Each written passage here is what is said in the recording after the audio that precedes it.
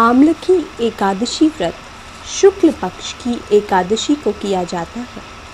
इस व्रत में आंवले के वृक्ष की पूजा करने का विधि विधान है। इस व्रत के विषय में कहा जाता है कि यह एकादशी समस्त पापों का नाश करने वाली है। 100 गायों को दान में देने के उपरांत जो फल प्राप्त होता है वही फल आमलकी एकादशी का व्रत करने से प्राप्त होता है। इस व्रत में आंवले के पेड़ का पूजन किया जाता है। आंवले के वृक्ष के विषय में यह मत है कि इसकी उत्पत्ति भगवान श्री विष्णु के मुख से हुई है। एकादशी तिथि में विशेष रूप से श्री विष्णु जी की पूजा की जाती है। आंवले के पेड़ की उत्पत्ति को लेकर एक कथा प्रचलित है।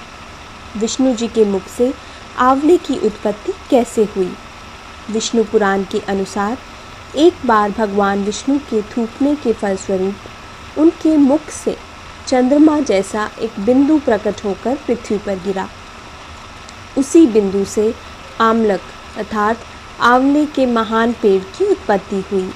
यही कारण है कि विष्णु पूजा में इस फल का प्रयोग किया जाता है।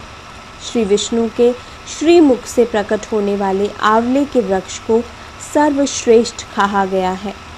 इस फल के महत्व के विषय में कहा गया है कि इस फल के स्मरण मात्र से गौ दान करने के समान फल प्राप्त होता है। यह फल भगवान विष्णु जी को अत्यधिक प्रिय है। इस फल को खाने से 3 गुना शुभ फलों की प्राप्ति होती है। आमलकी एकादशी व्रत कथा। एक बार एक नगर था।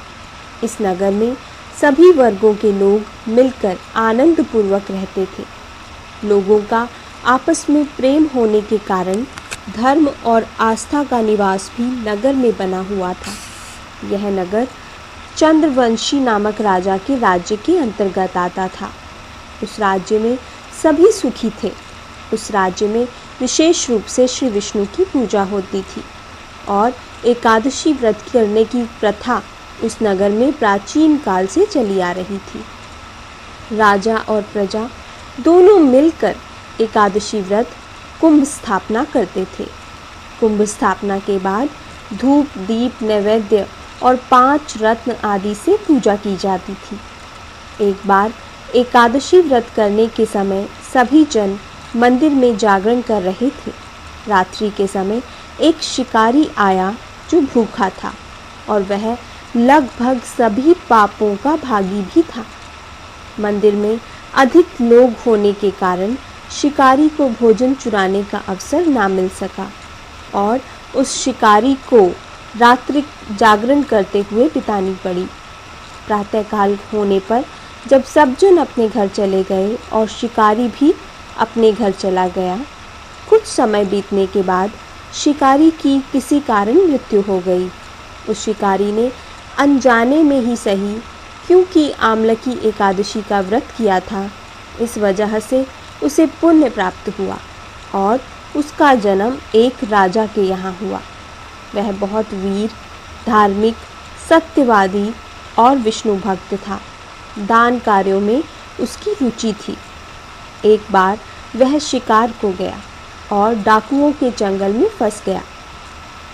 डाकू उसे मारने के लिए शस्त्र का प्रहार करने लगे। राजा ने देखा कि डाकुओं के प्रहार का उस पर कोई असर नहीं हो रहा है और कुछ ऐसा हुआ कि डाकुओं के शस्त्र स्वयं डाकुओं पर ही वार करने लगे। उस समय एक शक्ति प्रकट हुई और उस शक्ति ने सभी डाकुओं को मृत्युलोक पहुंचा दिया। राजा ने पूछा कि इस प्रकार मेरी रक्षा करने वाला कौन है? इसके जवाब में भविष्यवाणी हुई कि तेरी रक्षा श्री विष्णु जी कर रहे हैं। यह कृपा आपके आमलकी एकादशी व्रत करने के प्रभाव स्वरूप हुई है। इस व्रत को करने से मोक्ष की प्राप्ति होती है।